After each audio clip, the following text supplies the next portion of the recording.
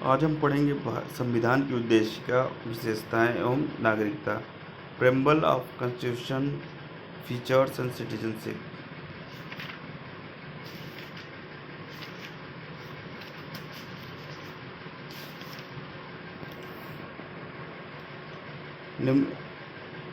निम्न शब्दों पर विचार करें: समाजवादी, प्रजातांत्रिक, सार्वभौमिक और धर्मनिरपेक्ष।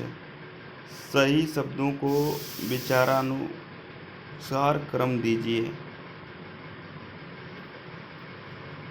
पहले तीसरा आएगा सार्वभौमिक, फिर पहला समाजवादी, फिर चौथा धर्मनिरपेक्ष, पांचवा दूसरा चौथे नंबर पे प्रजातांत्रिक आएगा। तो क्या आएगा? सार्वभौमिक, सामाजिक, धर्मनिरपेक्ष और प्रजातांत्रिक।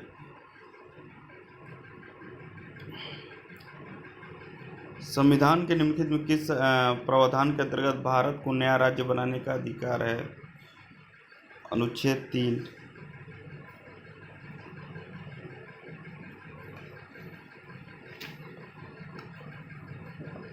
भारतीय संविधान में निम्नलिखित किस प्रावधान के अंतर्गत भारतीय संसद को नया राज्य बनाने का अधिकार है? अनुच्छेद 3।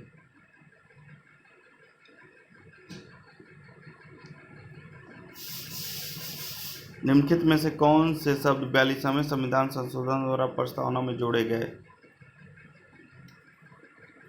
समाजवाद, पंथ निरपेक्षता, ये दो शब्द जोड़े गए। बी, पहला और तीसरा। भारत एक गणतंत्र है, इसका अर्थ है भारत में संसदीय शासन नहीं है।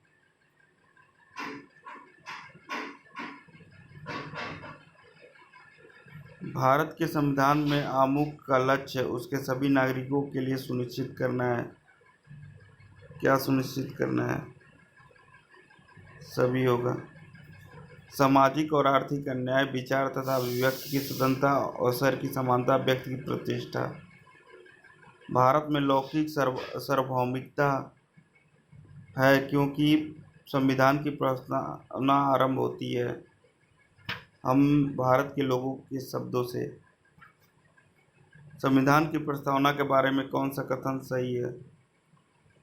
समाजवादी धर्मनिरपेक्ष शब्द 1950 में लागू संविधान के अंग नहीं थे।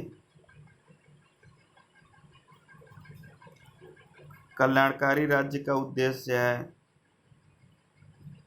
अधिकतम संख्या का अधिकतम कल्याण सुनिश्चित करना। संविधान के किस उद्देशिका के संबंध में निम्न कथनों पर विचार करिए और दिए गए कूट की सहायता से बताइए कि इनमें से कौन सा सही है। पहला, दूसरा, चौथा। पंडित नेहरू द्वारा प्रस्तुत ऑब्जेक्टिव प्रस्ताव अंतोगत्वा उद्देशिका बना। इसकी प्राकृतिक अन्याय योग्य नहीं है। संविधान के विशिष्ट प्रावधानों को यह रद्द नहीं कर सकता।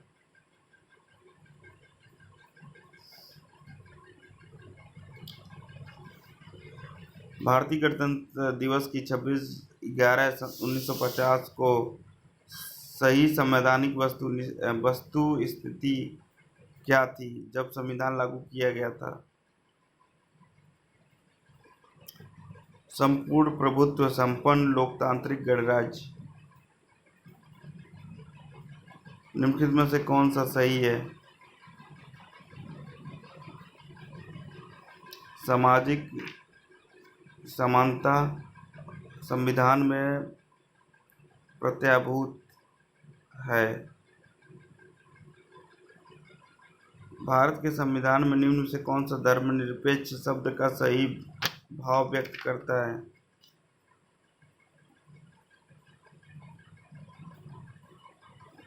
भारत में राज्यों का कोई धर्म नहीं है। निम्नलिखित में शब्दों में से कौन सा शब्द सन 1975 में भारतीय संविधान की प्रस्तावना में सम्मिलित नहीं था? अखंडता।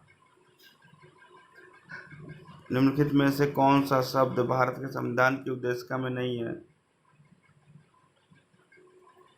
लोक कल्याण।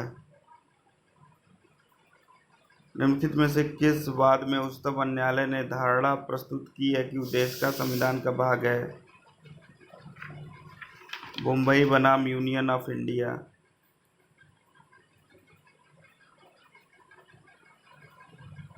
निम्नलिखित में कौन सी भारतीय संविधान की विशेषता नहीं है? अध्यक्षात्मक सरकार। निम्नलिखित कौन सा राज्य का सबसे महत्वपूर्ण तत्व है? संप्रभुता। भारतीय संविधान की प्रस्तावना के सिलसिले में निम्नलिखित में से कौन सा क्रम सही है? सार्वभौमिक, सत्ता संपन्न, समाजवादी, धर्मनिरपेक्ष, जनवादी, गणतंत्र।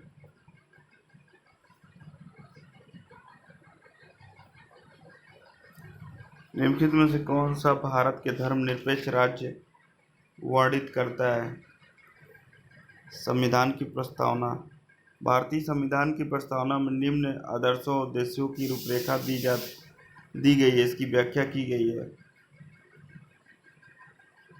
मूल अधिकारों, राज्य के नीति निर्देशक सिद्धांतों एवं मौलिक कर्तव्यों के अध्याय में। भारतीय संविधान की प्रस्तावना में निम्नलिखित में से किस स्वतंत्रता का वर्णन नहीं है? आर्थिक स्वतंत्रता का।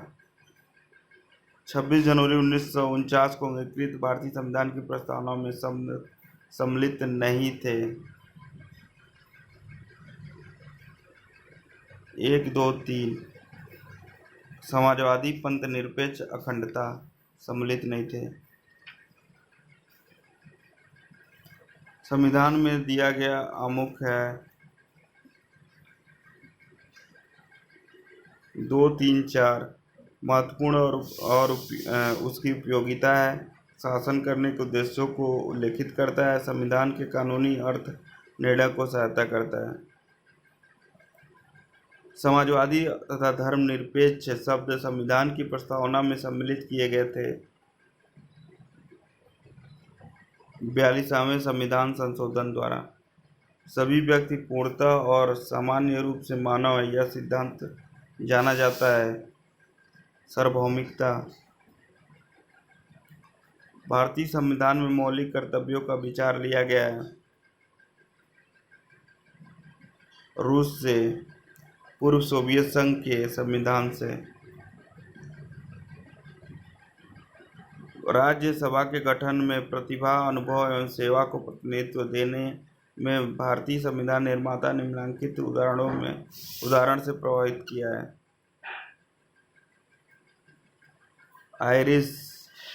आयरलैंड गणतंत्र। शून्यकाल संसदीय व्यवस्था किस देश की देन है? भारत की। भारतीय संविधान में अन्य देशों के संविधानों से कुछ विशिष्टताओं को लिया गया है। विशिष्टताओं को लिया गया है। किस देश का राज्य के नीति निर्देशक तत्वों के निर्माण में योगदान है? आयरलैंड।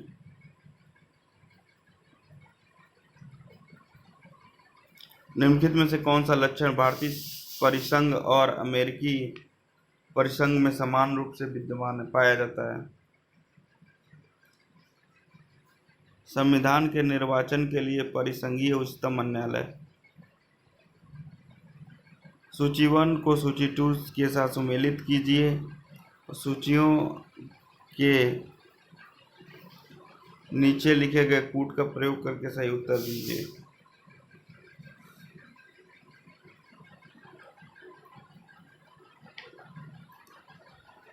इकतीस का डी दे रहा है, यानी 35, 12।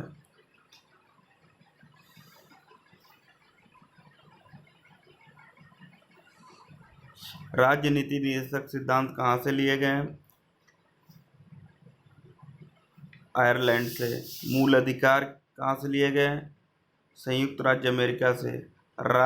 संघ राज्य संबंधी की समवर्ती सूची ऑस्ट्रेलिया से। भारत राज्यों का संघ है और संघ में अधिक शक्तियां निहित हैं कनाडा से।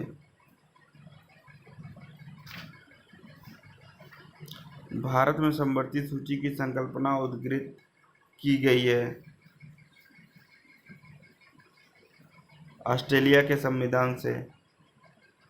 नीचे दिए गए कूटों का उपयोग करके सूची 1 और सूची 2 को सम्मिलित करें।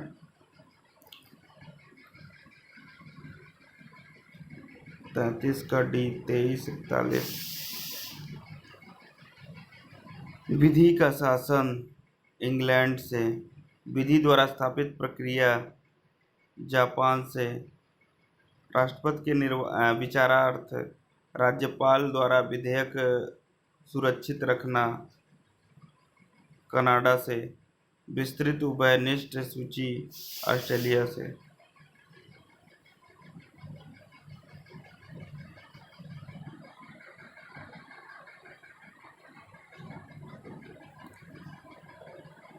सूची 1 सूची 2 को सम्मिलित कीजिए और सूचियों के नीचे दिए गए कूटों का उपयोग करते हुए सही उत्तर दीजिए।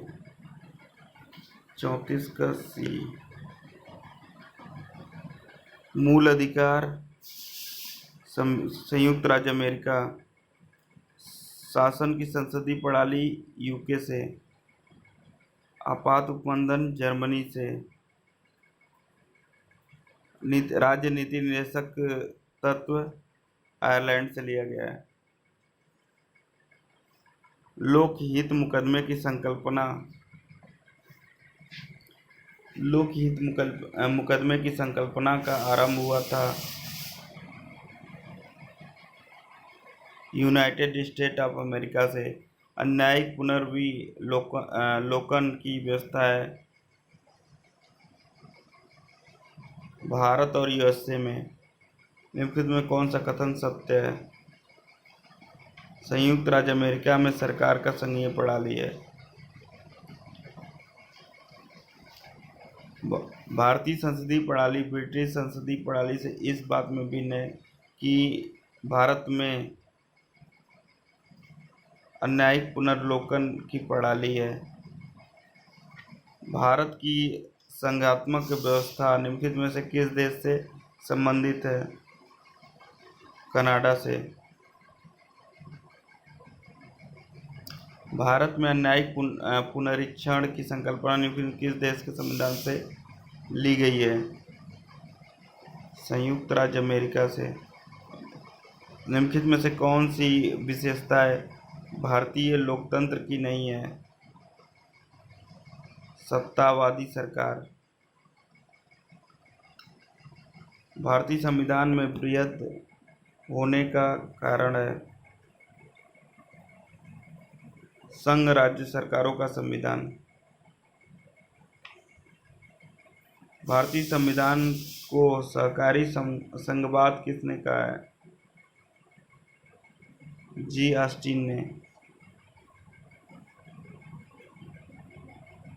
निम्नलिखित में से किस एक का कथन है कि संविधान को संघात्मक के तंग ढांचे में नहीं ढाला गया है? Doctor B R. अम्बेडकर। भारत की राजनीतिक व्यवस्था के मूल लक्षण है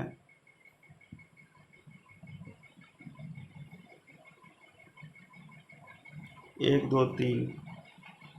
यह एक लोकतांत्रिक गणतंत्र है। इसमें संसदात्मक रूप की सरकार है।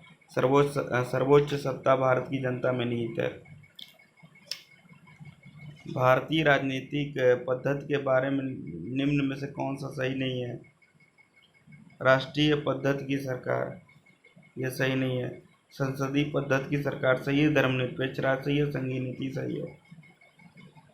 निम्नलिखित में से किससे विनिर्धारित होता है कि भारत का संविधान परिसंघीय है? केंद्र और राज्यों के बीच शक्तियों का वितरण से।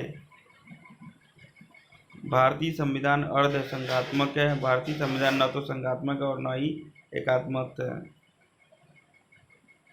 आर दोनों सही है। आर की व्याख्या सही करता है।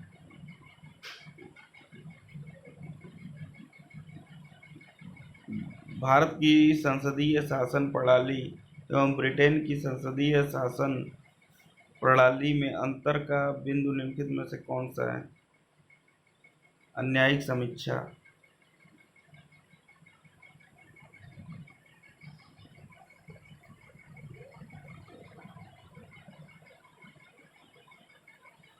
निम्नलिखित में से कौन सा एक पंचशील का सिद्धांत नहीं है? गुटनिरपेक्षता।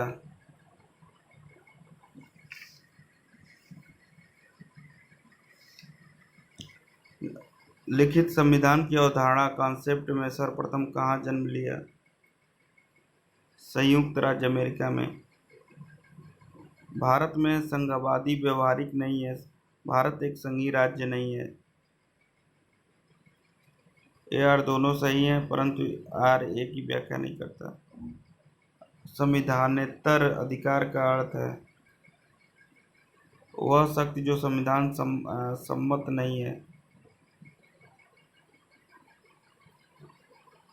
निम्नलिखित दिए गए वक्तव्य दिए गए हैं। राजनीतिक दल लोकतंत्र के जीवन रक्त है। लोग खराब शासन के लिए समानता राजनीतिक दलों को कोसते हैं। ए और आर दोनों सही हैं। आर ए की व्याख्या करता है। भारतीय संविधान कैसा है? अंशतः कठोर, अंशतः लचीला। निम्नलिखित कथनों पर विचार कीजिए और जन्म अंत में दिए गए कूट से सही उत्तर का चयन कीजिए। भारत के संविधान में एक संघीय प्रणाली का प्रावधान है। उसने एक बहुत शक्तिशाली केंद्र की रचना की है। आर ए दोनों सही हैं, किंतु आर ए की व्याख्या नहीं करता। भारतीय संविधान अधिक कठोर और अधिक लचीले के मध्य एक अच्छा संतुलन स्थापित करता है।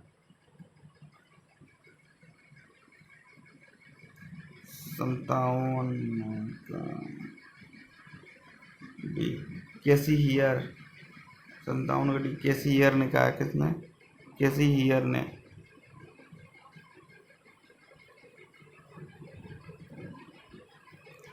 भारत में प्रजातंत्र इस तथ्य पर आधारित है कि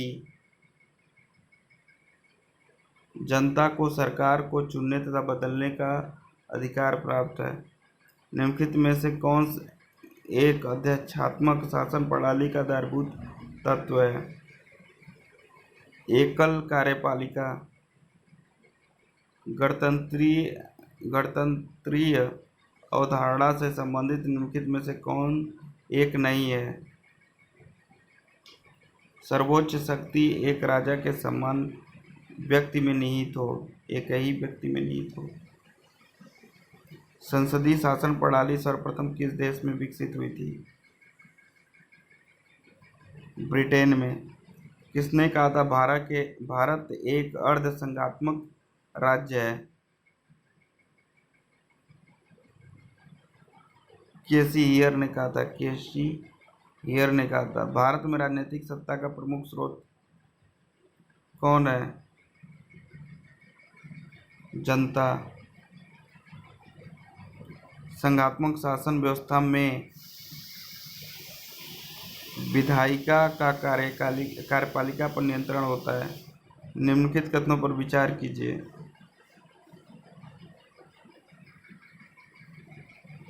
चारों सही है। भारत एक लोकतांत्रिक राज्य व्यवस्था है। भारत एक प्रभुसत्ता संपन्न राज्य है। भारत में लोकतांत्रिक समाज है। भारत एक कल्याणकारी राज्य है। निम्नलिखित भारतीय राज्यों का उनके निर्माण के अनुसार कालक्रम बनाएं और अंत में दिए गए कूट का प्रयोग करते हुए सही उत्तर का चयन करें। अरुणाचल प्रदेश, यानी ये होगा। चौथा सिक्किम होगा, अरुणाचल प्रदेश होगा, छत्तीसगढ़ होगा, झारखंड होगा।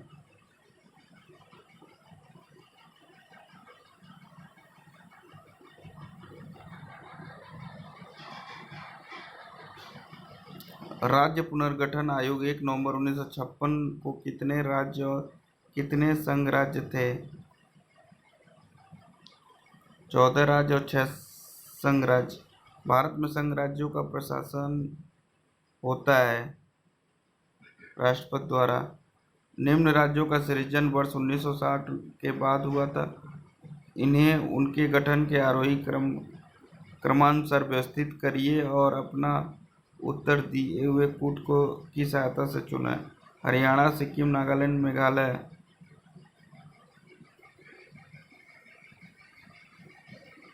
सी, सबसे पहले नागालैंड का हुआ था, फिर हरियाणा का हुआ था, फिर मेघालय का, फिर सिक्किम का। सबसे पहले नागालैंड का हुआ था, फिर हरियाणा का, फिर मेघालय का, फिर सिक्किम का। नीचे दिए गए राज्यों को भारत संघ के संपूर्ण राज्य का दर्जा प्राप्त होने का सही कालानुक्रम कौन सा है? नागालैंड, हरियाणा, सिक्किम, अरुणाचल प्रदेश। नागालैंड, हरियाणा, सिक्किम, अरुणाचल प्रदेश।